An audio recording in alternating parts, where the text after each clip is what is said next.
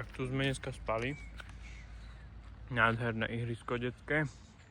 Aj s vodou, aj s elektrikou. A ideme do Srbska.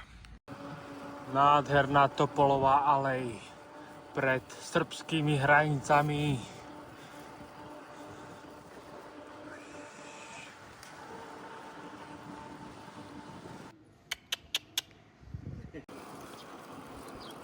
Lúčime sa s Maďarskom. Ho, ho, ho. Srbsko končí a začína Bosna a Hercegovina.